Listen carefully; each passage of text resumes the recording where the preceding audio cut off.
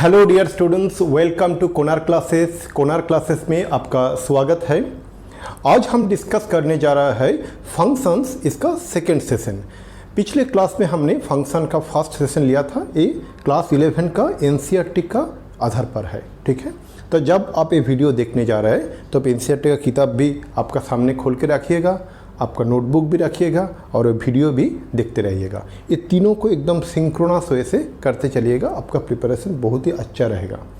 और एक चीज़, ये वीडियो देखने से पहले इसका जो प्रीवियस सेशन है जो कि ना यूट्यूब में ऑलरेडी उपलब्ध है वो भी देखिएगा, नहीं तो इसका मज़ा नहीं आएगा उतना, ठीक है। तो आज हम डिस्कस करेंगे फर्स्ट रियल वैल्यूड फंक्शन। पहले डिस्कस करेंगे रियल वैल्यूड फंक्शन, उसके बाद आएंगे रियल फंक्शन इसमें, और आखिरी में हम डिस्कस करेंगे सम functions and there graphs.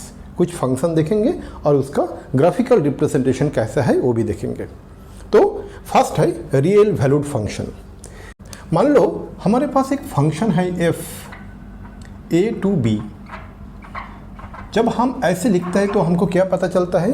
f function का नाम है, a है डोमेन सेट और b है कोडोमेन सेट। इस फंक्शन को हम रियल वैल्यूड फंक्शन तब भी बोलेंगे जब ये जो बी सेट है ना, ये बी सेट इधर ए सबसेट ऑफ आर और इक्वल टू आर। मतलब ऐसा लिखेंगे तो क्या लिखेंगे? If the codomain set is इधर इक्वल टू आर और ए सबसेट ऑफ आर, तब हम बोलेंगे this implies that F is a real valued function. Real valued function, ठीक है। तो मान लो कि ये जो सेट है ए, दैट इज डोमेन सेट। ये जो सेट है ए है बी, जो कि ना कोडोमेन सेट। यहाँ पर आप एक एलिमेंट एक्स लेंगे डोमेन सेट में, वो जाके मैप्ड होता है एफ एक्स में, जो कि ना कोडोमेन सेट में रहता है, ठीक है। यही तो है एरो डायग्राम। तो हम क्या बोलते हैं, इस एलिमेंट को हम y भी नाम दे सकते हैं, y equal to F x. जो मैं कह रहा था, ये जो कोडोमेन सेट b है ना, ये r जो सेट ऑफ रियल नंबर्स है इसके एक सबसेट होगा। तब हम बोलेंगे कि ये जो फंक्शन है f, ये रियल वैल्यूड फंक्शन है। और ये भी हो सकता है कि पूरा के पूरा r भी हो। तो मतलब ये जो b है इधर it is a subset of r, ठीक है, और इक्वल टू आर। इसीलिए मैंने दोनों चीज़ लिखा, मतलब b is an improper subset of r। तो हम इसको बोलेंगे रियल वैल्यूड फंक्शन हो गया। तो अभी रियल फंक्शन क्या होगा? रियल फंक्शन के लिए क्या होना चाहिए? एक कंडीशन तो होना ही चाहिए, इसके साथ और एक कंडीशन होना चाहिए। वो कंडीशन क्या है? वो कंडीशन है कि जो डोमेन सेट है इसको भी R का सबसेट होना चाहिए, नहीं तो R का इक्वल होना चाहिए। मतलब प्लस लिखा मैंने, plus if A that is a domain set is a subset of R और इक्वल टू R। मतलब रियल फंक्शन होने के लिए पहले रियल वैल्यूड फंक्शन होना पड़ेगा, प्लस और एक कंडीशन सेटिस्फाई करना पड़ेगा, वो है जो डोमेन सेट है वो सेट ऑफ रियल नंबर्स का सबसेट हो, इम्प्रॉपर सबसेट। मतलब सबसेट भी हो सकता है और इक्वल टू आर भी हो सकता है। तब हम क्या बोलेंगे? तब जाके बोलेंगे कि F is a real function, ठीक है। तो हम इसको ग्राफिकल रिप्रेजेंटेशन कैसे करेंगे, मतलब एरो डायग्राम कैसे करेंगे, इसको एरो डायग्राम देख लेते हैं। तो मान लो कि ए है हमारा सेट ए, जो कि ना डोमेन सेट है। ए जो सेट है हमारा बी, जो कोडोमेन सेट है। पहले से एक कंडीशन सेटिस्फाई करना पड़ेगा कि ये जो b है ये इधर सबसेट ऑफ रियल नंबर्स और इक्वल टू रियल नंबर्स। यहाँ पर आप एलिमेंट एक x लेंगे तो ये मैप होके जाएंगे कहाँ पर? fx में। जैसे मैंने बोला मैपिंग फंक्शन का और एक नेम है मैपिंग। फंक्शन को मैपिंग भी बोलते हैं। नाउ ये जो सेट है ए है, ए रियल फंक्शन होने के लिए ए सेट ए को भी आर का सबसेट होना पड़ेगा, नहीं तो आर का इक्वल होना पड़ेगा। तब जाके हम बोलेंगे ए रियल फंक्शन है। एक्चुअली हम क्या देखते हैं कि जो फंक्शन हम डे टू डे में मैथमेटिक्स में यूज़ करेंगे वो एक्चुअली रियल फंक्शन ही होता है। ठीक है, तो इसीलिए हम वापस आता है डिस्कशन में। तो हमने तो पहले कर लिया रियल वैल्यूड फंक्शन, उसके बाद हो गया रियल फंक्शन। अभी डिस्कस करने जा रहा है सम फंक्शंस एंड देयर ग्राफ्स। ये जो सम फंक्शंस मैंने बोला है ये एक्चुअली रियल फंक्शंस है। तो फर्स्ट फंक्शन हम जो डिस्कस करने जा रहा है वो है आइडेंटिटी फंक्शन। ठीक है, आइडेंटिटी फंक्शन, आइडेंटिटी फंक्शन ये क्या है एक बार समझ लेते हैं। ठीक है, आइडेंटिटी फंक्शन, ये जो फंक्शन है ये function real number to real number है। मतलब इसका डोमेन भी रियल नंबर है, कोडोमेन भी रियल नंबर है। और फंक्शन का डेफिनेशन क्या है, f x is equal to x. मतलब एफ एक्स को हम वाई बोलते हैं ना, y equal to F x equal to x. मतलब जो वैल्यू डोमेन सेट से हम ले रहे हैं वही वैल्यू हम कोडोमेन सेट में भी एसोसिएटेड है। मतलब डोमेन सेट का जो एलिमेंट है उसका इमेज एग्जैक्टली वही एलिमेंट है कोडोमेन सेट में। ठीक है ना, तो इसका एक एरो डायग्राम में देखेंगे तो क्या रहेगा, डोमेन सेट तो R है, कोडोमेन सेट तो ये भी R है। ठीक है, तो यहाँ पर एक एलिमेंट x लेंगे, ये जाके यहाँ पर मैप्ड होता है x में ही। मतलब f x equal to x. ठीक है, तो इसको हम बोलते हैं कि आइडेंटिटी फंक्शन। समझ में आया? तो इसका ग्राफिकल रिप्रेजेंटेशन कैसा होगा वो थोड़ा देख लेते हैं। ठीक है, ग्राफिकल रिप्रेजेंटेशन के लिए हम एक कार्टेशियन कोऑर्डिनेट सिस्टम यहाँ पर डेवलप करते हैं। ठीक है, मान लो ये हमारा कोऑर्डिनेट एक्सिस है। ठीक है, this is positive direction of x axis, a negative direction of x axis, a positive direction of y axis, a negative direction of y axis, और ए होता है ओरिजिन। ठीक है, तो हम क्या करेंगे, जो एक्स एक्सिस बराबर हम इक्वली स्पेस लेंगे, 1, उसके बाद 2, उसके बाद 3, उसके बाद 4, उसके बाद 5, ऐसा चलता जाएगा। लेफ्ट में भी आएंगे तो यहाँ पर क्या होगा, यहाँ पर होगा -1, -2, -3, -4, -5, ऐसा चलता जाएगा। आप वाई एक्सिस बराबर देखेंगे तो यहाँ पर क्या होगा, 1, 2, 3, 4, ऐसा चलता जाएगा। और negative direction of y axis में भी आप देखेंगे तो ये होगा -1, -2, -3, -4, -5, ऐसा चलता जाएगा। ठीक है, तो अभी जो y equal to F x equal to x लिया है ना, तो मतलब क्या है, जब x का वैल्यू 1 होगा y का वैल्यू भी 1 होगा। तो एक हम टेबुलर फॉर्म में भी लिख सकते हैं इसको। मतलब क्या है, मतलब है यहाँ पर हम लेंगे x, ठीक है, और यहाँ पर लेंगे y जो कि ना होता है एफ एक्स, और इस केस में तो एफ एक्स एक्स है। मतलब x का वैल्यू आप 1 लेंगे तो एफ एक्स का वैल्यू 1 रहेगा, x का वैल्यू आप 2 लेंगे तो एफ एक्स का वैल्यू 2 रहेगा, x का वैल्यू आप 3 लेंगे तो एफ एक्स का वैल्यू 3 रहेगा, x का वैल्यू -1 लेंगे तो एफ एक्स का वैल्यू -1 रहेगा, x का वैल्यू 0 लेंगे तो एफ एक्स का वैल्यू 0 रहेगा। ये जो पॉइंट है, इस पॉइंट को आप प्लेस करेंगे तो कैसा लगेगा वो पॉइंट देखने में। देखो यहाँ पर मैं दिखाता हूँ, x का वैल्यू जब 1 है, y का वैल्यू भी 1 है, तो मतलब यहाँ पर रहेगा ना 1,1। देन x का वैल्यू जब 2 है, y का वैल्यू भी 2 रहेगा, तो ये होगा 2,2। उसके बाद आएगा 3,3, ऐसा। ठीक है, तो मतलब आप देखेंगे y इक्वल टू एक्स, ये तो एक स्ट्रेट लाइन है। इनको ड्रॉ करने के लिए हमको 2 पॉइंट चाहिए, वो काफ़ी है। x का वैल्यू जब 0 है वो भी y का वैल्यू भी 0 होगा, x का वैल्यू जब -1 है y का वैल्यू भी -1 रहेगा। ठीक है, 2 पॉइंट काफ़ी है, लेकिन मैंने ज़्यादा पॉइंट लिया सिर्फ आपको दिखाने के लिए। तो आप इनको आप ज्वाइन करेंगे तो आपको एक स्ट्रेट लाइन मिलेगा। 1 मिनट मैं अच्छा से ज्वाइन करता हूँ। तो ऐसा आप ज्वाइन करेंगे तो आपको एक स्ट्रेट लाइन मिलेगा।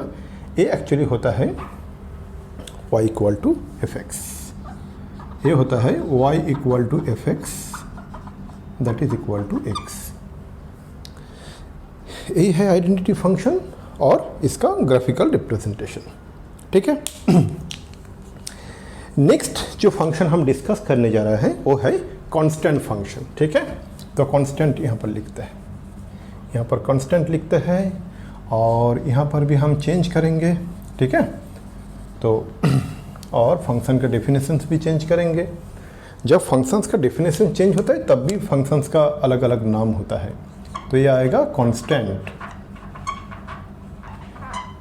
डियर स्टूडेंट्स, आप देखेंगे ये जो नाम दिया है ना कांस्टेंट, कांस्टेंट का मतलब क्या है? फिक्स्ड, ध्रुवक इसको भी बोलते हैं।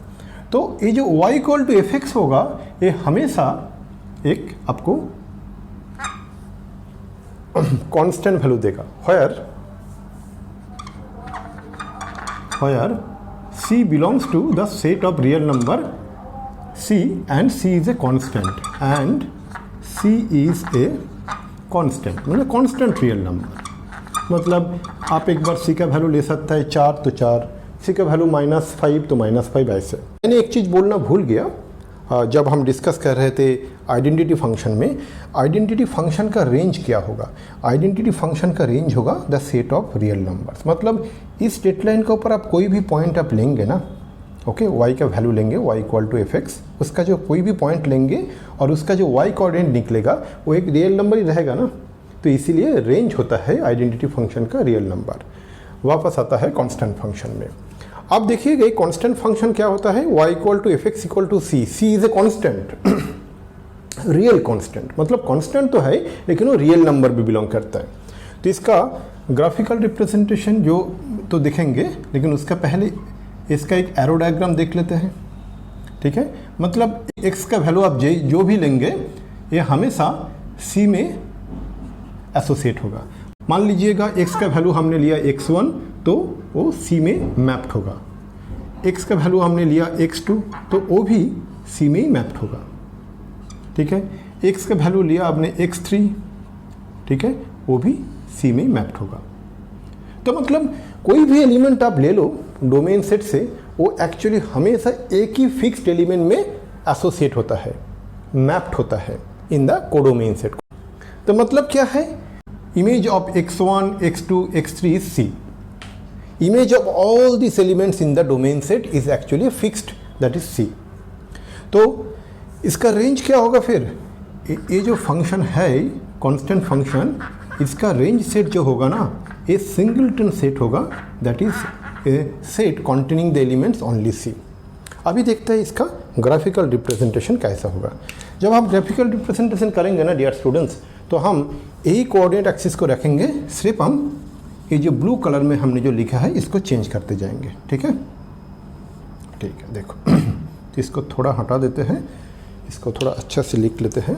तो ये हो गया हमारा कोऑर्डिनेट एक्सिस। तो ऐसा करेंगे तो हमको दोबारा नहीं लिखना पड़ेगा। ठीक है, हाँ। तो अब देखो c का कोई भी एक वैल्यू ले लेते हैं। चलो हमने लिया c का वैल्यू हमने लिया 1.5 मान लो।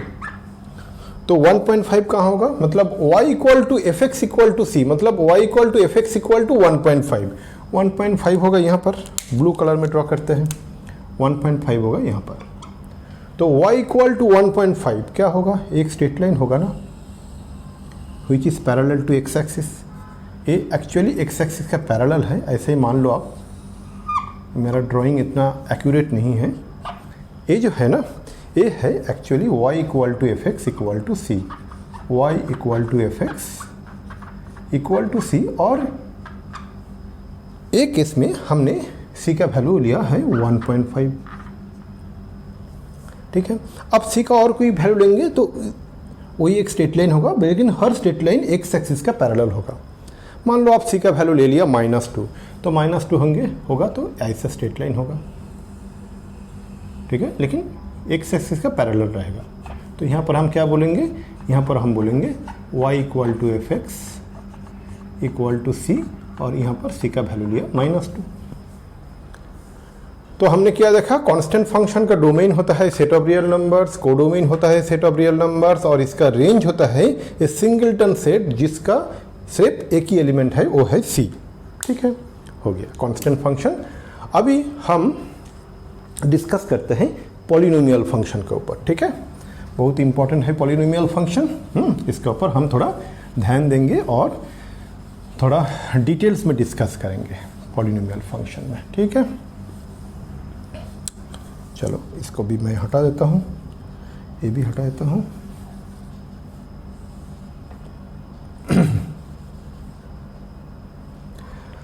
आपने तो क्लास 9 स्टैंडर्ड और 10 स्टैंडर्ड में पॉलिनोमियल फंक्शन तो पढ़ा होगा, पॉलिनोमियल एक्सप्रेशन, है ना। तो उसी का एक डिटेल में डिस्कस करेंगे अभी, ठीक है। देखो, तो यहाँ पर कांस्टेंट तो नहीं रहेगा, यहाँ पर आएगा पॉलिनोमियल। पॉली का मतलब क्या होता है? पॉली का मतलब होता है मेनी, ठीक है। तो पॉलिनोमियल, पॉलिनोमियल, ठीक है। तो ये क्या होगा? एक रियल फंक्शन है, मतलब इसका जो डोमेन सेट है वो है रियल नंबर, और इसका जो कोडोमेन सेट है ये भी रियल नंबर। फंक्शन का डेफिनेशन क्या होगा? फंक्शन का डेफिनेशन हम इस तरीके से दे सकते हैं, f x equal to a0 plus a1x plus a2x square plus a3x x power 3 plus in that way it will continue, it will be an x to the power n, where n is non-negative integer, okay, non-negative integer, and a0, a1, a2, a3, in that way it will continue till an, all these are belongs to the set of real numbers, मतलब ये real number में belong करता है। ये दो condition जब satisfy होगा तो इस टाइप का फंक्शन को एफ एक्स को हम बोलते हैं कि पॉलिनोमियल फंक्शन। तो y equal to F x. ये जो पॉलिनोमियल फंक्शन है ना, इसका एक डिग्री होता है। ये डिग्री क्या है ना? What is the maximum value of n in that expression. एक एग्जांपल देख लेते हैं, ठीक है, उसमें आसान रहेगा। मान लो हमने एक पॉलिनोमियल फंक्शन लिया, f x equal to 3 into x square plus 4x plus 5। ये पॉलिनोमियल फंक्शन है। इस पॉलिनोमियल फंक्शन का डिग्री क्या होगा? डिग्री होगा 2। क्यों? क्योंकि इस जो एक्सप्रेशन है, इस एक्सप्रेशन में x का जितना सारी पावर है उससे मैक्सिमम पावर है 2, तो इसीलिए इसका डिग्री होता है 2, ठीक है। एक्चुअली इसको हम बोलते हैं क्वाड्रेटिक फंक्शन, ठीक है। इसको हमने एक नाम भी दिया, वो है क्वाड्रेटिक। मतलब x का पावर 2 होगा, polynomial function of degree 2 is known as a quadratic function, ठीक है। मान लो हमने एफ एक्स को ऐसा लिया, f x equal to 5x plus 7। इसमें x का पावर क्या है? x का पावर है 1, that is a polynomial function of degree 1। इसको हम और एक नाम देते हैं, इसको हम बोलते हैं कि लीनियर फंक्शन भी बोलते हैं। मान लो हमने एफ एक्स को ऐसा लिया, f x equal to 3x to the power 3 minus 7x plus 8। इसमें x का पावर क्या है? मैक्सिमम पावर 3 है। इसका भी नाम है, इसको बोलते हैं क्यूबिक। मतलब a polynomial function of degree 3 is also known as a cubic function, correct.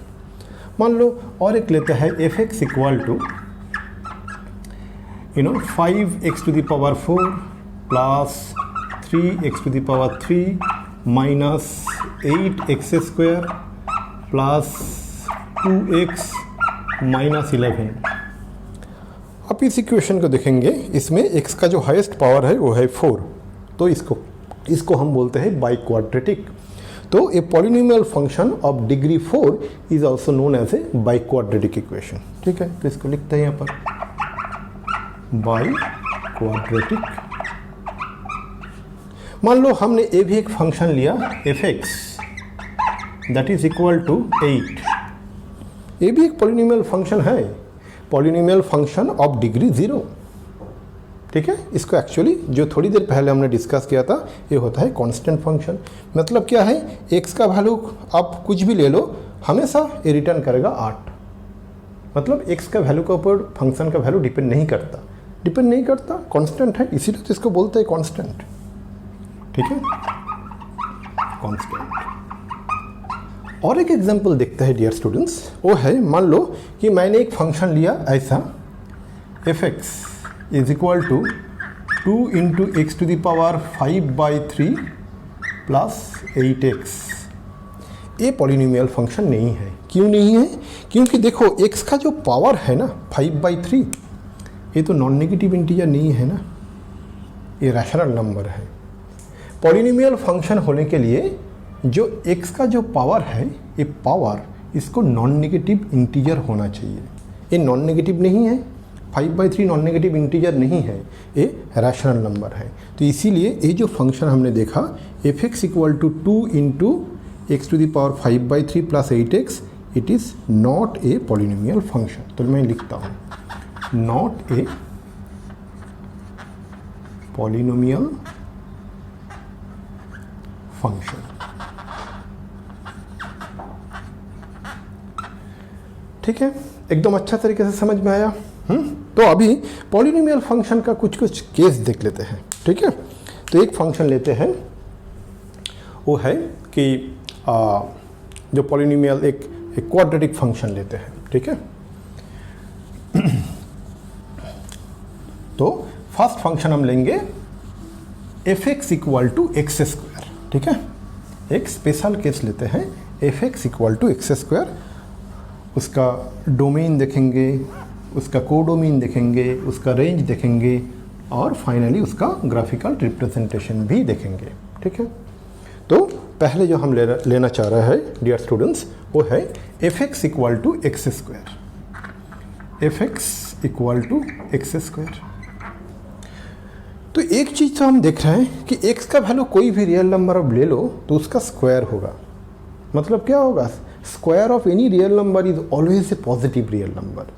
तो मतलब एक चीज़ तो हमको पता चल गया, इसका जो रेंज सेट है ना, इसका जो रेंज सेट है ये होगा हमेशा set of positive real number. तो इसको हम कैसे डिनोट करते हैं, r+, है ना,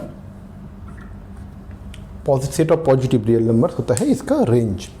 लेकिन ये फंक्शन देखने में कैसे लगेगा, मतलब यहाँ पर हम प्लॉट करेंगे तो कैसे लगेगा। तो इसके लिए हम एक काम करते हैं, इसका एक पॉइंट कुछ निकालते हैं। ठीक है, तो हम यहाँ पर x का वैल्यू लेंगे और f(x) का भी वैल्यू हम काउंट करेंगे। ठीक है, तो हमने क्या लिया, तो ये टेबल ले लिया हमने, यहाँ पर लिया x, ठीक है, और यहाँ पर लिया y इक्वल टू f(x) जो कि ना होता है x²। ठीक है, f(x) equal to x², quadratic. तो पहले हम x का वैल्यू क्या लिया, -2, तो y का वैल्यू क्या होगा, x² - 2 whole square that is 4। उसके बाद x का वैल्यू हमने लिया -1, तो क्या होगा, f(x) का value -1 whole square that is 1।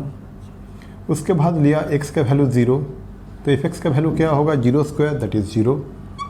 उसके बाद हमने लिया x का वैल्यू +1, तो 1² होगा क्या, 1। उसके बाद हमने लिया x का वैल्यू 2, तो 2², इसका क्या होगा वैल्यू 4। उसके बाद लिया x का वैल्यू 3, तो 3² इट विल बी 9। ये जो पॉइंट है ना, ये पॉइंट यहाँ पर प्लॉट करते हैं। पहला वाला पॉइंट क्या है, x - 2 y 4, -2, 4, -2 हो गया और x का वैल्यू हो गया, y का वैल्यू हो गया 4, तो एक पॉइंट होगा। उसके बाद क्या है, -1, 1, मतलब x का वैल्यू -1 ले लो, y का वैल्यू -1 ले लो, यही है ना, x का वैल्यू -1, y का वैल्यू 1। y का वैल्यू अच्छे से दिखाई नहीं दे रहा है, तो ये 1 है, हो गया। उसके बाद आप देखो x का वैल्यू 0 लिया तो y का वैल्यू भी 0 आया, तो ये होगा हमारा पॉइंट 0,0। इसके बाद क्या होगा, x का वैल्यू आप 1 लेंगे तो y का वैल्यू भी 1 आएगा। x का वैल्यू 1 लिया, y का वैल्यू 1 आया, तो यहाँ पर उसके बाद x का वैल्यू 2 लिया, y का वैल्यू 4 आया, x का वैल्यू 2 लिया, y का वैल्यू 4 आया, मतलब यहाँ पर आएगा। ठीक है, उसके बाद x का वैल्यू 3 लिया, y का वैल्यू 9 आएगा, 3 लेंगे तो 9 ऐसा यहाँ पर आएगा। ठीक है, इस टाइप का आएगा, ऐसा कुछ, जो कि ना मैंने यहाँ पर y में तो प्लॉट नहीं किया, आपको पता ही है। तो अब इसी पॉइंट को हम इसी हिसाब से हम x का वैल्यू -3 लेंगे तो y का वैल्यू भी यहाँ पर आएगा, मतलब 9 आएगा। मतलब मैं यहाँ पर और एक पॉइंट ले लूँ, हाँ, तो x का वैल्यू -3 लेंगे तो y का वैल्यू भी 9 आएगा। तो अभी क्या करना है, अभी इस पॉइंट को हमको जोड़ना है। तो हम इस पॉइंट को जोड़ेंगे तो ऐसा आएगा, ऐसा आएगा ना। तो ये होगा जो graphical representation of the curve y = fx, जो कि ना है x²। आप ग्राफ को देखेंगे, आप यही देखेंगे कि y का ऐसा कोई वैल्यू नहीं है जो कि ना नेगेटिव है। ये है इधर 0 और ऑल पॉजिटिव, है ना। तो ये है ग्राफिकल रिप्रेजेंटेशन, इसका एक नाम भी है। इस कर्व को हम बोलते हैं पैराबोला। जब हम आगे चल के डिस्कस करेंगे कॉनिक सेक्शन मैथमेटिक्स में, तब ये आएगा कि पैराबोला, और डिस्कशन करेंगे, डिटेल डिस्कशन करेंगे पैराबोला के ऊपर। ठीक है, ये हो गया हमारा पॉलिनोमियल फंक्शन। एक तो हमने देखा ये क्या है, fx = x²। और एक हम वैल्यू लेते हैं, ठीक है, वो क्या है, वो हम लेते हैं fx = x³। ठीक है, तो उसका भी हम देखेंगे कि उसका रेंज क्या है, उसका ग्राफिकल रिप्रेजेंटेशन क्या है, वो सब देखेंगे। ठीक है, तो पहले क्या लेते हैं, पहले हम लेते हैं fx = x⁻3, मतलब एक क्यूबिक फंक्शन है, क्यूबिक पॉलिनोमियल फंक्शन। तो इसका रेंज ढूंढने से पहले हम पहले एक बार देख लेते हैं कि इसका डिफरेंट पॉइंट्स। ठीक है, तो डिफरेंट पॉइंट्स क्या होगा, तो वही है, तो हम एक टेबल लेंगे और टेबल में डिफरेंट पॉइंट्स लेंगे। ठीक है, तो यहाँ पर हमने लिया, ठीक है, तो पहले क्या लिया, पहले हमने लिया यहाँ पर x, और यहाँ पर रहेंगे y = fx, जो कि ना होता है x⁻3। पहले x का वैल्यू -3 लेते हैं। x का वैल्यू हम -3 लेंगे तो y का वैल्यू क्या आएगा, जो कि ना x⁻3 -27 आएगा ना, -3/3 दैट इज -27, तो ये -27 आएगा। उसके बाद x का वैल्यू हम लेते हैं -2, -2/3 दैट इज -8, तो y का वैल्यू -8 आएगा। उसके बाद हम x का वैल्यू लेते हैं -1, -1/3 दैट इज -1, तो ये -1 लेंगे यहाँ पर। उसके बाद हम लेते हैं x का वैल्यू 0 क्या होगा, 0। इसके बाद हम लेते हैं x का वैल्यू 1, x का वैल्यू 1 लेंगे तो fx का वैल्यू क्या आएगा, x³ that is 1³ that is = 1। उसके बाद x का वैल्यू हम लेंगे 2, तो 2/3 दैट इज 8। उसके बाद हम x का वैल्यू लेंगे 3, तो 3³ दैट इज 27।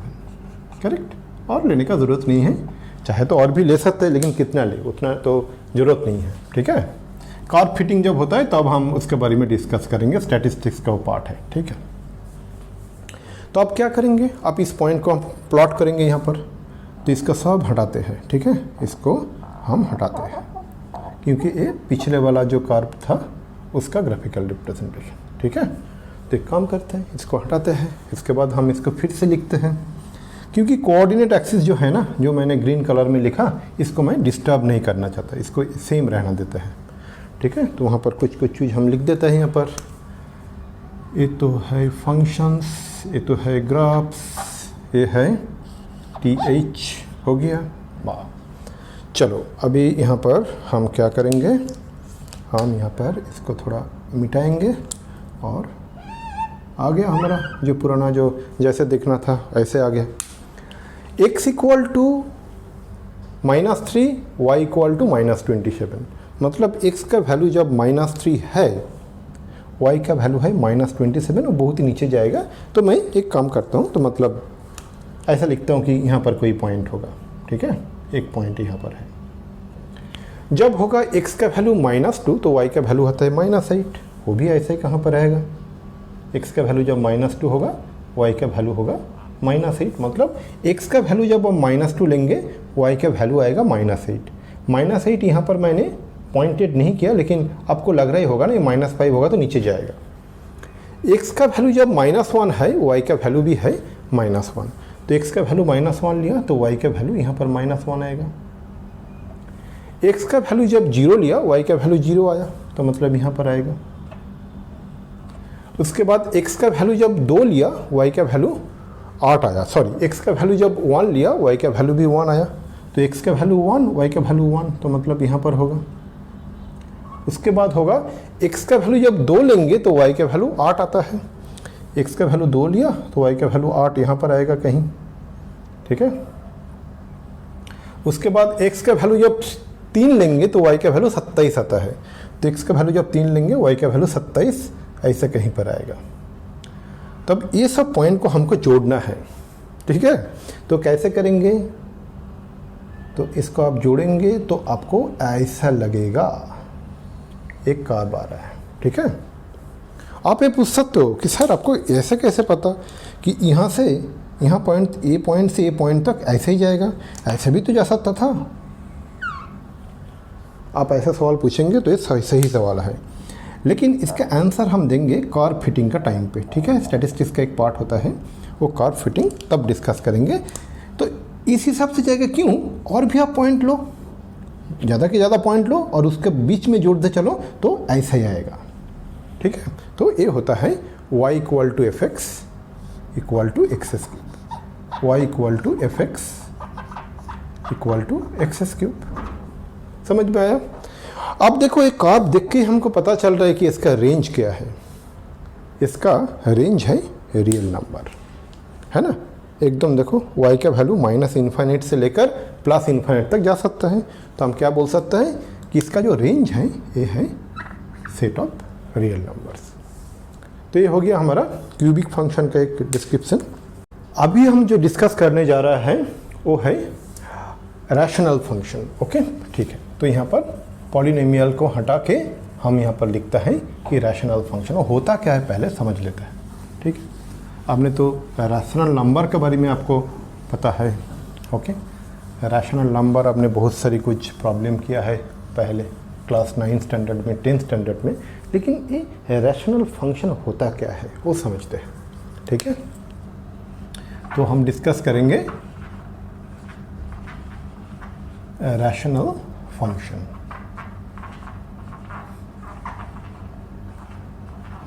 ठीक है, ये भी रियल फंक्शन है, ओके। तो इसका जो फंक्शन, जो इसका डोमेन जो होता है वो रियल नंबर होता है, नहीं तो सबसेट ऑफ रियल नंबर, तो ऐसे हम लिखते हैं। ये फंक्शन कैसा होगा, हम मान लो कि इसको f नहीं, इसका हम नाम देते h। hx होगा is equal to fx divided by gx। आपको ऐसा कोई फंक्शन दिखे hx जो कि ना होता है fx बाई gx, जहाँ पर fx और gx दोनों ही पॉलिनोमियल फंक्शन है। ये जो fx है ये पॉलिनोमियल है, ये पॉलिनोमियल फंक्शन, ओके। और जो gx है जो डिनोमिनेटर में जो है ये भी पॉलिनोमियल फंक्शन है। आपको ऐसा लगे कि both numerator and denominator are polynomial functions subject to the condition gx को 0 नहीं होना चाहिए, क्योंकि gx 0 हो जाएगा तो क्या होगा, समथिंग बाय 0 अनडिफाइंड, तो फंक्शन अनडिफाइंड हो जाएगा। तो any function hx which is equal to fx by gx where gx is not equal to 0, इस टाइप का फंक्शन को हम बोलते हैं रैशनल फंक्शन, ठीक है। इसका रेंज क्या होगा वो डिपेंड करता है फंक्शन कैसा है, ठीक है। एग्जाम्पल ले लेते हैं ना, तो एग्जाम्पल हम क्या लेंगे, मान लो कि हमने एक फंक्शन लिया वो है fx इक्वल टू 1/x, इसके ऊपर हम स्टडी करते हैं। देखो इसका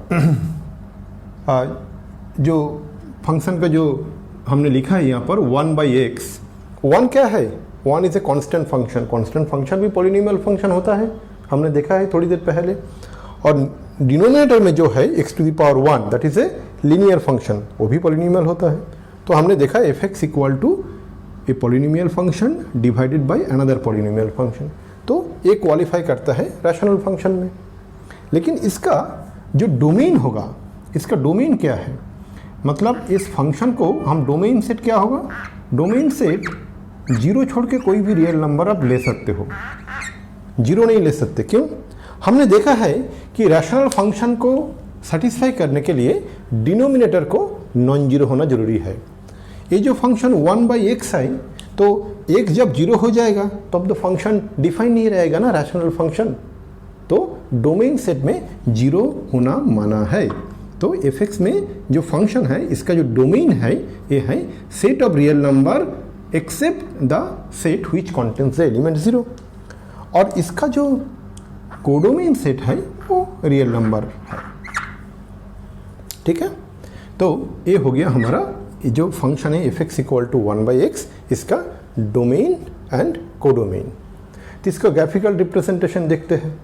ग्राफिकल रिप्रेजेंटेशन देखने के बाद हम इसका रेंज का सेट में भी पता चल जाएगा कैसा होता है ग्राफिकल रिप्रेजेंटेशन, वो हम थोड़ा देखते हैं। ठीक है, तो ग्राफिकल रिप्रेजेंटेशन के लिए हम क्या करेंगे, यहाँ पर हम इसका एक टैबुलर फॉर्म लिखेंगे। ठीक है, इसका एक टैबुलर फॉर्म लिखेंगे, डिफरेंट वैल्यू लेंगे यहाँ पर।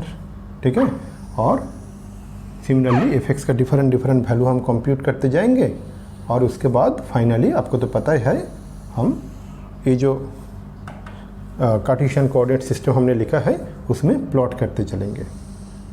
ठीक है, तो ये है x और ये है y = f(x), जो कि ना होता है 1/x।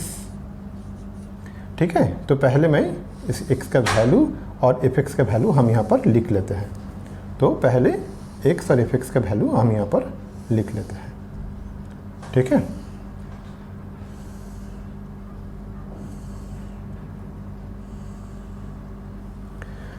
तो अभी क्या किया मैंने, x का डिफरेंट वैल्यू लिया, जैसे -2, -1.5, -1, -0.5, 0.25, 0.5, 1, 1.5, 2, और उसी हिसाब से हम y का वैल्यू जो कि ना होता है 1/x, x का रेसिप्रोकल, वो भी हमने कंप्यूट करते चला। जब x का वैल्यू हम -2 लेंगे तो y का वैल्यू क्या होगा, 1/-2, 1/-2 होता है -0.5। जब हम लेंगे x का वैल्यू -1.5 तो y का वैल्यू क्या होगा, 1/-1.5, 1/-1.5। आप इसको कंप्यूट करेंगे, इसका वैल्यू आएगा -0.67। अब जब x का वैल्यू -1 लेंगे तो y का वैल्यू होगा 1/-1 ना, दैट इज -1। आप y का वैल्यू, x का वैल्यू लेंगे -0.5, तो यार यहाँ पर क्या होगा, -0.5, तो y का वैल्यू आएगा 1/-0.5, जो होगा -2। आप x का वैल्यू लेंगे 0.25, x का वैल्यू आप 0.25 लेंगे तो y का वैल्यू क्या आएगा, 1/0.25, जो कि ना होता है 4। आप x का वैल्यू 0.5 लेंगे तो y का वैल्यू आता है 1/0.5, जो कि ना 2। आप x का वैल्यू आप 1 लेंगे तो y का वैल्यू होता है 1/1, जो कि ना 1। आप x का वैल्यू 1.5 लेंगे तो y का वैल्यू आता है 1/1.5, जो कि ना होता है 0.67। और फाइनली आप x का वैल्यू 2 लेंगे तो y का वैल्यू होता है 1/2, जो कि ना होता है 0.5। हमको अभी क्या करना है, ये जो x और y का जो डिफरेंट कोऑर्डिनेट्स है ना, इस कोऑर्डिनेट्स को इसी कार्टेशियन कोऑर्डिनेट में हमको प्लॉट करना है। तो पहले तो हम इसको रिमूव करना पड़ेगा। ठीक है, इसको पहले हम रिमूव करते हैं, क्योंकि ये तो पिछले वाला फंक्शन का था, y = x³ का था। ठीक है, और ठीक है, इसको हम एक बार दोबारा लिखते हैं। ठीक है, जो पोर्शन मैंने मिटाया उसको मैं दोबारा लिखता हूँ। तो यहाँ पर क्या होगा, ये तो हो गया हमारा कोऑर्डिनेट एक्सिस, ये हो गया ओरिजिन। ठीक है, और यहाँ पर हमको लिखना है FUNCTIONS ठीक है। अभी क्या क्या पॉइंट है? When x equal to -2 y equal to -0.5 तो क्या होगा? x इक्वल टू जब -2 आता है y का वैल्यू आता है -0.5, मतलब 0.5 -0.5 यहाँ पर होगा ना, तो ये और ये इसका यहाँ पर आएगा एक पॉइंट।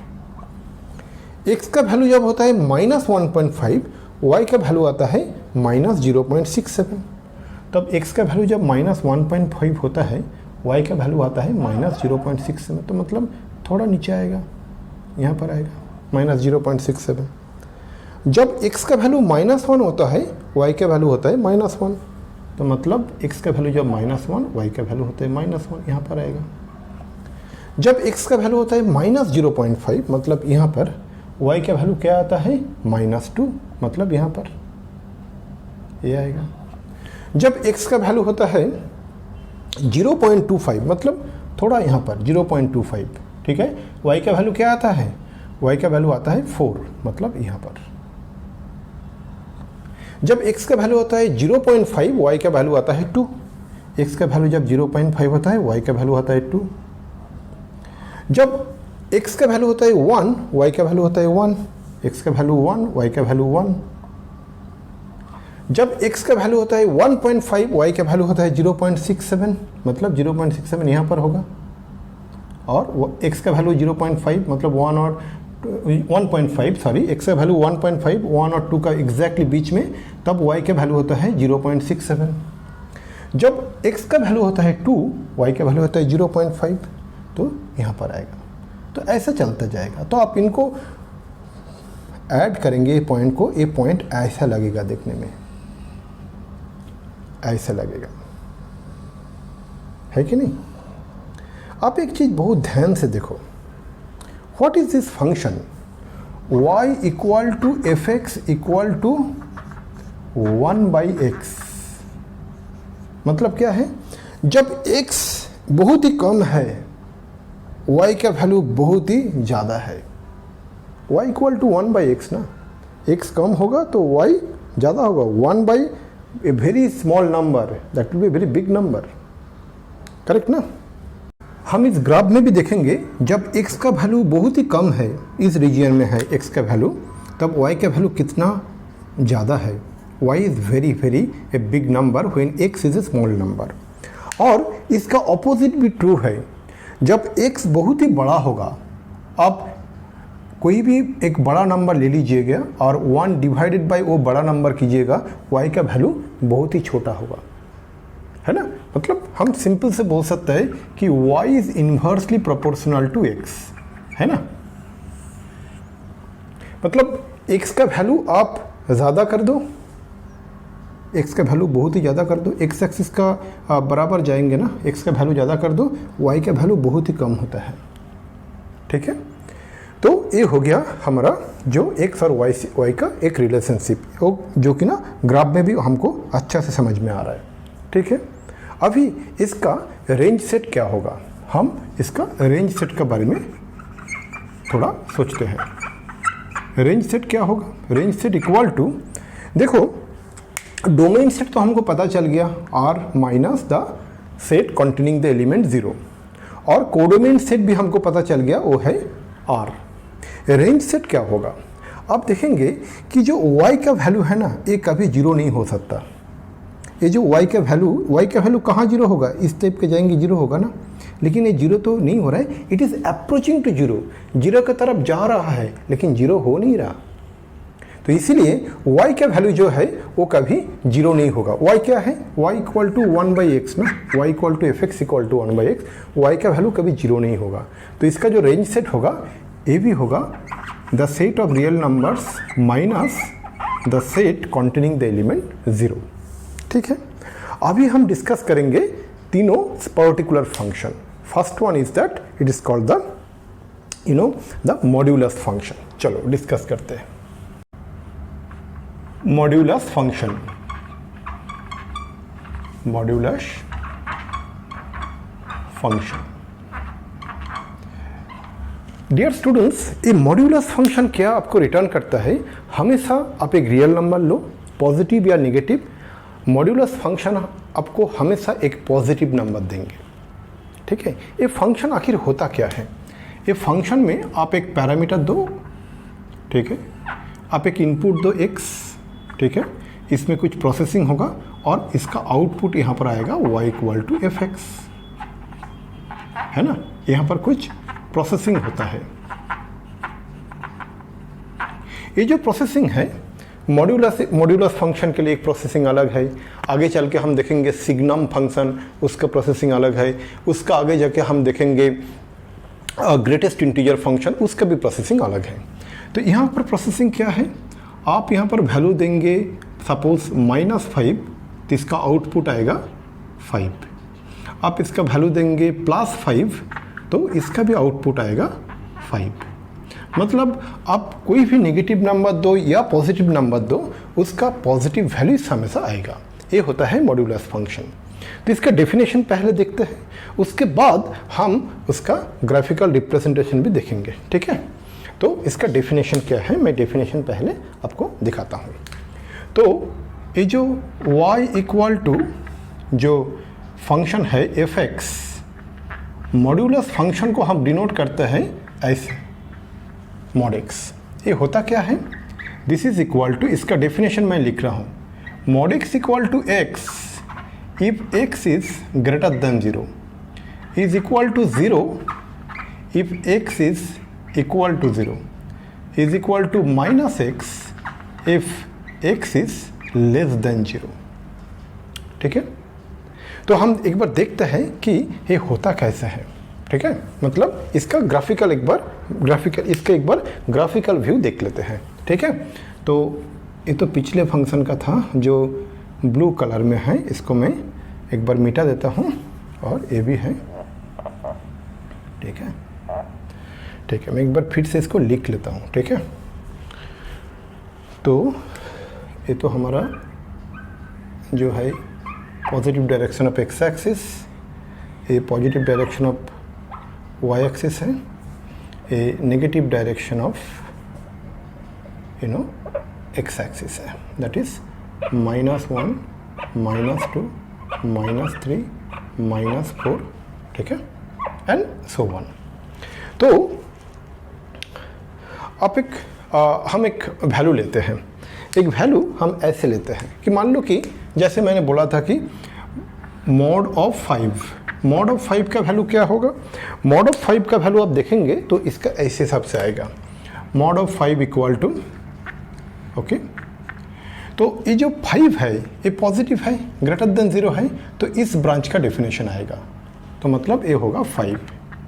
ठीक है, लेकिन हम -5 लेंगे, mod of -5, तो -5 जो है वो तो नेगेटिव है, x लेस देन 0, तो ए ब्रांच डेफिनेशन आएगा, दैट इज -x, मतलब minus of what about the x का वैल्यू हमने क्या लिया था -5, सो माइनस ऑफ -5, तो दैट इज इक्वल टू +5। आपने देखा कि +5 भी ले और -5 ले, हमेशा जो मॉड का जो वैल्यू आता है वो +5 भी होता है। तो ये कैसे देखेंगे?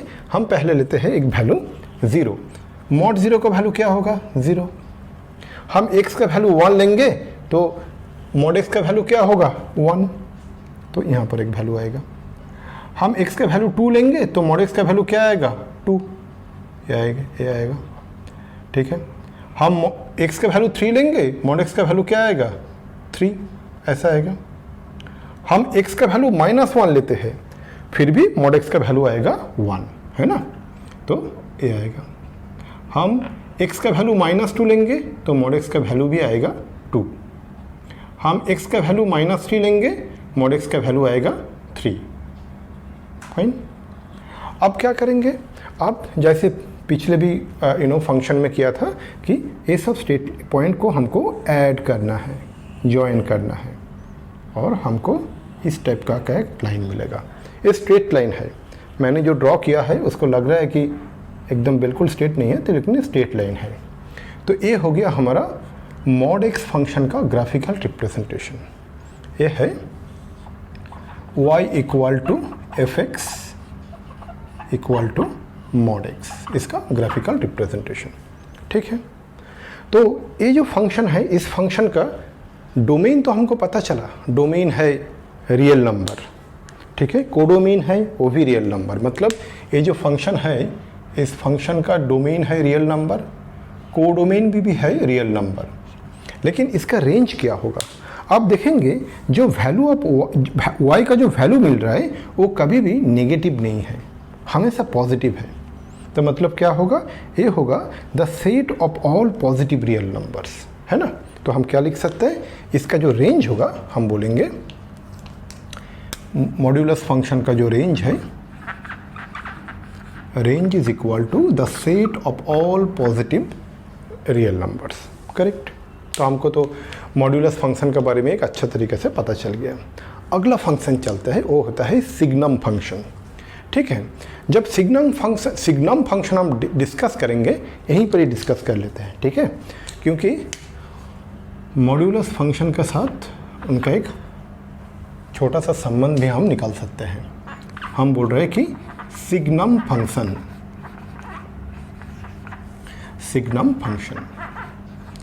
ये भी रियल फंक्शन है। रियल फंक्शन का मतलब ये फंक्शन है जिसका डोमेन है सेट ऑफ रियल नंबर्स और कोडोमेन भी है सेट ऑफ रियल नंबर्स। ये फंक्शन देता क्या है, इसका डेफिनेशन क्या है? तो इसको डेफिनेशन लिखते हैं।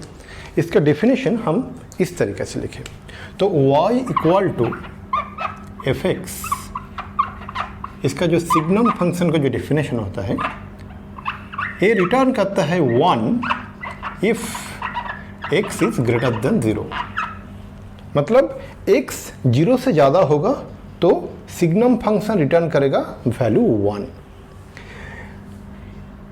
ये रिटर्न करेगा 0 if x equal to 0, x 0 होगा तो ये 0 रिटर्न करेगा, और -1 रिटर्न करेगा if x is less than 0। मतलब x 0 से कम होगा तो -1 रिटर्न करेगा। ठीक है, तो हम क्या बोल सकते हैं कि ये जो फंक्शन है ना, इस फंक्शन के एक अलग तरीके से भी हम लिख सकते हैं। इसको हम इकट्ठा लिख सकते हैं, this is equal to mod of x divided by x। देखो मॉड x, जब x ग्रेटर देन 0 होता है, मॉड x का वैल्यू क्या होता है? x होता है, तो x बाई x 1। जब मॉड x का वैल्यू 0 होता है, x का वैल्यू 0 होता है, तो मॉड x का वैल्यू क्या होता है? 0, 0 बाई x दैट इज 0। जब x का वैल्यू नेगेटिव होता है तो मॉड x का वैल्यू क्या होता है? -x। जैसे डेफिनेशन यहाँ पर देखा, तो -x बाई x -1। तो सिग्नम फंक्शन को हम ऐसे भी लिख सकते हैं, that is equal to F x equal to mod x by x। ठीक है, तो इसका एक विजुअल रिप्रेजेंटेशन भी कर सकते हैं। ठीक है, तो ये तो था मॉड्यूलस फंक्शन का विजुअल रिप्रेजेंटेशन, तो इसका भी करते हैं। ठीक है, तो देखो कैसे करें, हम एक बार देखें। तो इसको पहले पूरा कंप्लीट कर लेते हैं। ये है ओरिजिन। ठीक है, अब देखो यहाँ पर हमने x का वैल्यू जब ग्रेटर देन 0 है तो y का वैल्यू क्या है? 1 है, हमेशा 1 है। ग्रेटर देन 0 कोई भी वैल्यू ले लो, 5, 6, 7, 8 करोड़ कुछ भी ले लो, y का वैल्यू हमेशा 1 है। मतलब क्या होगा? हमारा जो ग्राफ होगा वो होगा यहाँ से एक अनफिल्ड सर्कल होगा और ऐसा चलता जाएगा जब x ग्रेटर देन 0 होता है। x 0 नहीं है, x ग्रेटर देन 0 है, इसीलिए x 0 नहीं है। तो ये समझाने के लिए हमने ये जो सर्कल ड्रॉ किया, इसको हमने फिल्ड अप नहीं किया, मतलब ओपन इंटरवल। ठीक है, तो ये हो गया हमारा y इक्वल टू 1। करेक्ट ना। और जब x इक्वल टू 0 होता है तो वैल्यू क्या आता है? तो वैल्यू डेफिनेटली 0 होता है। मतलब जब x 0, y का वैल्यू भी 0। और x लेस देन 0 होता है, मतलब जब x का वैल्यू नेगेटिव है तो y का वैल्यू क्या होगा? -1। -1 का मतलब क्या होगा? यहाँ से हम ड्रा करेंगे, ये भी एक अनफिल्ड अप सर्कल होगा और ऐसा एक स्ट्रेट लाइन होगा। ठीक है, ए फिल्ड अप नहीं होगा। क्यों नहीं होगा? क्योंकि x 0 नहीं है, x 0 से कम है, less than 0, not less than equal to 0। ठीक है, तो ये हो गया हमारा y इक्वल टू -1। ठीक है, समझ में आ गया? तो हमने क्या देखा? ये है सिग्नम फंक्शन। अच्छा, सिग्नम फंक्शन जो है इसका तो डोमेन हमको पता है, सेट ऑफ रियल नंबर्स, इसका कोडोमेन भी पता है, सेट ऑफ रियल नंबर्स। तो इसका रेंज क्या होगा? इसका रेंज होगा ए सेट कॉन्टेनिंग एग्जैक्टली 3 एलिमेंट्स, -1, 0, 1, है ना? तो हम क्या लिखें? इसका जो रेंज होगा, इस फंक्शन का जो रेंज है, range of the signum function that is equal to -1, 0 and 1, means a set containing 3 elements, -1, 0, 1। हमको समझ में आ गया सिग्नम फंक्शन। अभी जो लास्ट फंक्शन हम जो डिस्कस करने जा रहा है वो है ग्रेटेस्ट इंटीजर फंक्शन। ठीक है, चलो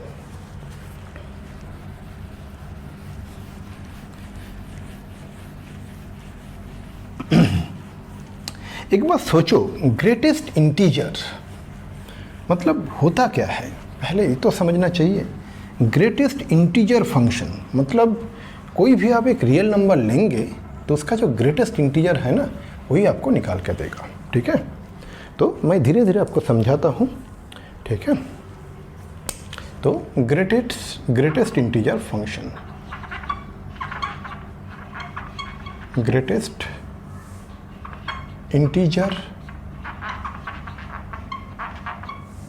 फंक्शन, इसको शॉर्ट फॉर्म में हम ऐसा भी बोल सकता है कि GIF, ग्रेटेस्ट इंटीजर फंक्शन।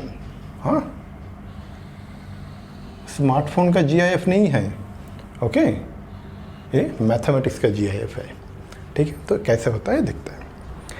पहले कुछ एग्जाम्पल लेते हैं ग्रेटेस्ट इंटीजर फंक्शन को समझने के लिए। एक चीज़ तो पक्का, ग्रेटेस्ट इंटीजर फंक्शन को हम ब्रैकेट x में डिनोट करते हैं। दैट इज हम लिखेंगे y equal to bracket x, जो कि ना होता है fx। और इस जो फंक्शन का जो हमारा डोमेन है ये तो रियल नंबर है, और जो कोडोमेन है ये भी रियल नंबर है, मतलब ये रियल फंक्शन है। ठीक है, लेकिन ये फंक्शन करता क्या है? इसका प्रोसेसिंग क्या होता है? थोड़ी देर पहले मैंने बोला था ना, फंक्शन में एक प्रोसेसिंग होता है, एक शब्द दे दो, कुछ प्रोसेसिंग होता है और उसके बाद फंक्शन का आउटपुट निकालता है। तो प्रोसेसिंग क्या है? ये प्रोसेसिंग यही है कि ये रियल नंबर का ग्रेटेस्ट इंटीजर देता है। कैसे? मान लो हमने एक नंबर लिया 2.47, मतलब ये जो जैसे मैंने ब्रैकेट x दिखाया ना, तो हम ऐसे लेंगे कि ब्रैकेट के अंदर 2.47 देगा तो ये हमको रिटर्न करेगा 2। Why? Because 2 is the greatest integer less than और इक्वल टू 2.47। ठीक है, और एक नंबर लेते हैं, हमने दिया सपोज 2.002, 2.003 मान लेते हैं, ये भी देगा 2, because 2 is the greatest integer less than और इक्वल टू 2.003। हम ऐसा नंबर लेंगे कि मान लो कि हमने लिया 2, इसका ग्रेटेस्ट इंटीजर क्या होगा? 2 ही होगा, because 2 is the greatest integer less than और इक्वल टू 2। हम ऐसे लेंगे कि 1.9999, इसका ग्रेटेस्ट इंटीजर क्या होगा? 1 होगा। क्यों? 1 is the greatest integer less than और इक्वल टू 1.9999। समझ में आया? तो हम क्या बोल सकते हैं कि what is this definition? So greatest integer x is the integer less than और इक्वल टू x। ठीक है, जब x का वैल्यू 2.47 लिया, 2 आया, बिकॉज जो मैंने थोड़ी देर पहले बताया 2 is the greatest integer less than और इक्वल टू 2.47। 2.003 लिया, ये 2 आया, 2 लिया, 2 आया, 1.99999 लिया, 1 आया। हम ऐसा भी ले सकते हैं ना, जो रेड कलर में बोल रहे हैं। मान लो कि हमने ऐसे एक नंबर लिया, माइनस 1.732, तो इसका क्या होगा? इसका होगा जो माइनस 1.732 है, तो इसका ग्रेटेस्ट इंटीजर क्या होगा? लेस देन और इक्वल टू माइनस 1.732, ये होगा -2। ठीक है, तो इसका एक ग्राफिकल व्यू देखेंगे, उसका पहले इसका फंक्शन को अच्छा तरीके से इसको डिफाइन करते हैं। ठीक है, तो हम कैसे डिफाइन करेंगे? देखो, ग्रेटेस्ट इंटीजर फंक्शन, ध्यान से देखना। तो पहले हम कुछ नंबर लेके करेंगे। क्या देखा? पहले देखा ये फंक्शन हमको 1 रिटर्न करेगा if x is in between 1 and 2, if 1 less than equal to x less than 2, है ना। ये जो ब्रैकेट x, जो ग्रेटेस्ट इंटीजर फंक्शन, ये 1 रिटर्न करेगा इफ जो x का वैल्यू -1 से 2 के बीच में है। -1 को इंक्लूड कर सकते हैं, लेकिन 2 को इंक्लूड नहीं करेगा, 2 से कम होगा। जैसे देखा ना 1.9999, इसका ग्रेटेस्ट इंटीजर क्या है? 1 है। हम 1 भी लेंगे, उसका भी ग्रेटेस्ट इंटीजर 1 ही होगा। It will return 0 if 0 less than equal to x less than 1, है ना। इसी हिसाब से चलते जाएंगे। It will return 2 if 2 less than equal to x less than 3. It will return 3 if 3 less than equal to x less than 4. It will return, हम इसको और एक्सटेंड भी कर सकते हैं, it will return -1 if -1 less than equal to x less than 0. ठीक है, it will return -2 if -2 less than equal to x less than -1। ठीक है, जो कि ना हमने देखा -1.732। ठीक है, इसको और भी एक्सटेंड करेंगे। मान लीजिए कि हमने ऐसे एक नंबर लिया -2.003। ठीक है, इसका ग्रेटेस्ट इंटीजर फंक्शन क्या होगा? ये होगा -3। तो मतलब यहाँ पर हम इसको और भी एक्सटेंड करके लिख सकते हैं कि this will return -3 if -3 less than equal to x less than -2। ठीक है, हम ऐसे भी एक नंबर लेंगे। मान लीजिए हमने एक नंबर लिया -3.00, तो इसका ग्रेटेस्ट इंटीजर होगा -3, because -3 is the greatest integer less than or equal to -3.00। ठीक है, तो मैंने बहुत इलाबोरेटली इसको लिखा, इसीलिए लिखा क्योंकि इसका जब हम ग्राफिकल रिप्रेजेंटेशन करेंगे, अब देखेंगे एक डिफरेंट टाइप का एकदम व्यू आ रहा है। ठीक है, तो इसको देखते हैं पहले।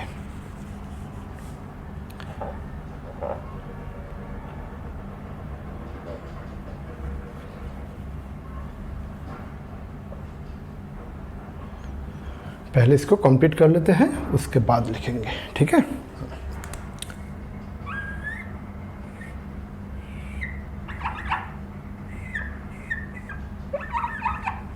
ठीक है, तो हमने क्या देखा कि ये जो ब्रैकेट x है, greatest integer function, this is equal to 0 if 0 less than equal to x less than 1। ये जो 0 less than equal to x less than 1, इसको हम कैसे डिस्क्राइब करें? यू रिमेंबर हमने एक डिस्कस किया था सेट्स का डिस्कशन में कि एक इंटरवल में फॉर्म में देखेंगे, मतलब 0 को इंक्लूड होगा, मैं ब्लू कलर लेता हूँ, 0 को इंक्लूड होगा लेकिन 1 को इंक्लूड नहीं होगा, लेकिन y का वैल्यू होगा 0। मतलब ये ग्राफ कुछ ऐसा होगा, 0 को इंक्लूड होगा लेकिन 1 को इंक्लूड नहीं होगा। अब देखो जो 1 है ना, उसको मैंने फिलअप नहीं किया, ब्लू कलर में देखो, दिस इज 1, तो ये हमने कर लिया।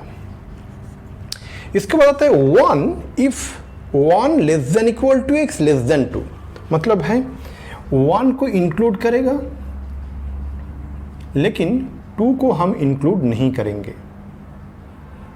ये जब होगा तब y का जो वैल्यू आता है, इसी रीजन में कोई भी y का वैल्यू यहाँ पर क्या आता है? 1 आता है। देखो y, यही तो y है ना, y equal to bracket x that is equal to 1 if 1 less than equal to x less than 2, यही तो है ना। 1 less than equal to x, फिर से बोल रहा हूँ 1 less than equal to x मतलब क्या है, x 1 को इंक्लूड करेगा, ठीक है, बट इट विल एक्सक्लूड 2। और इसी रीजन में कोई भी वैल्यू आप देखेंगे इसका y का वैल्यू 1 होता है। इसको मैं हटा देता हूँ ये दिखाने के लिए कि y का वैल्यू 1 है। फिर से आता है next one, 2 less than equal to x less than 3, तब 2 होगा। 2 less than equal to x less than 3 मतलब 2 को इंक्लूड करके, मतलब फिल्ड अप सर्कल, लेकिन 3 को बिना इंक्लूड करके मतलब अनफिल्ड अप सर्कल। देखो यहाँ पर इसी रीजन में कहीं जगह पे y का वैल्यू हमेशा 2 रहेगा, करेक्ट, तो हो गया। उसके बाद आता है 3 if 3 less than equal to x less than 4, मतलब 3 less than equal to x मतलब 3 को इंक्लूड करके लेकिन 4 को इंक्लूड ना करके, बिना इंक्लूड करके, जब हमारा y के वैल्यू होगा 3 होगा, तो हो गया। उसके बाद आता है -1 if -1 less than equal to x less than 0, मतलब क्या है, -1 को इंक्लूड करके बट 0 को इंक्लूड ना करके, ठीक है। तो मतलब क्या होगा, -1 को आप इंक्लूड कर रहे हो लेकिन 0 को हम इंक्लूड नहीं कर रहे, मतलब ऐसा होगा, 0 को हम इंक्लूड नहीं कर रहे, तब क्या होगा, तब जो y का वैल्यू होगा वो होगा -1। देखो ओरिजिन से नीचे आ रहा है ना, y का वैल्यू -1 हो रहा है, समझ में आया। -1 को इंक्लूड करके बट 0 को बिना इंक्लूड करके, जो हमारा जो ये जो इंटरवल है सेमी ओपन सेमी क्लोज जैसा भी बोलो आप, y का वैल्यू इसी किसी रीजन पे -1 है, हो गया। -2 if -2 less than equal to x less than equal to -1, मतलब ये -2 होगा। -2 कहाँ पर है, -2 यहाँ पर था, मैंने मिटा दिया था, ये -2 है।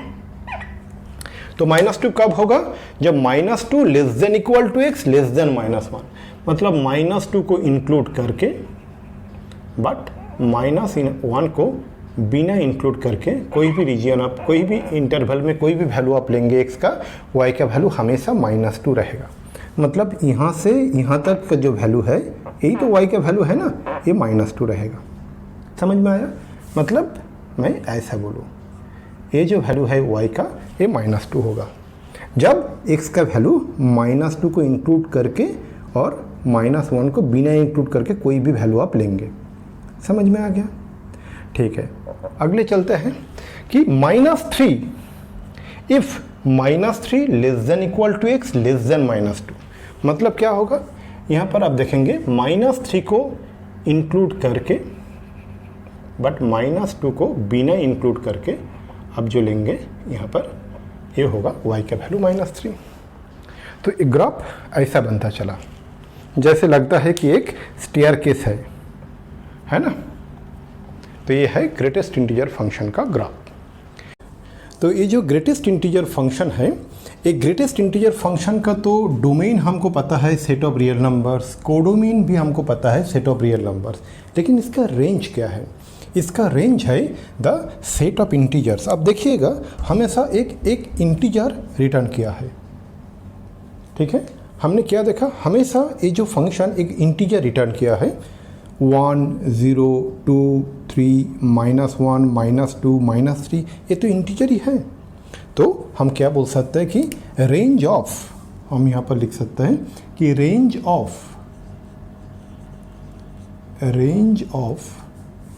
Greatest integer function is the set of integers z से डिनोट करते हैं ना, सेट ऑफ इंटीजर्स को हम z से डिनोट करते हैं, ठीक है।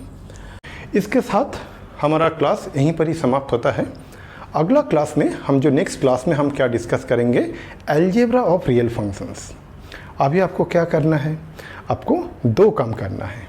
फर्स्ट वर्क, पहले वाला जो काम है www.konarclasses.com में जाके आपको DPP देना पड़ेगा, DPP 4 and 5 from relations and function. जिसके पास konarclasses.com का लॉगिन नहीं है वो हमारे साथ संपर्क करें, हम आपको मदद करेंगे konarkclasses.com में एक लॉगिन लाने के लिए। अब इस वीडियो का डिस्क्रिप्शन सेक्शन में देखेंगे तो हमने एक प्रेजेंटेशन दिया है जो कि ना हमारा ऑनलाइन टेस्ट प्लेटफॉर्म और ऑनलाइन लर्निंग प्लेटफॉर्म का प्रेजेंटेशन। एक बेहतरीन सॉफ्टवेयर सिस्टम हमने बनाया है जिसका उपयोग करके आप एक अच्छा प्रिपरेशन कर सकते हैं। ठीक है, बहुत कॉन्फिडेंस के साथ मैं ये बोल सकता हूँ कि जेईई मेन का, एडवांस का, नीट का, KVPY का, बोर्ड का, सबका प्रिपरेशन करवाएगा तेरा ये कोनार क्लासेस। चलो अगले सेशन में मिलते हैं।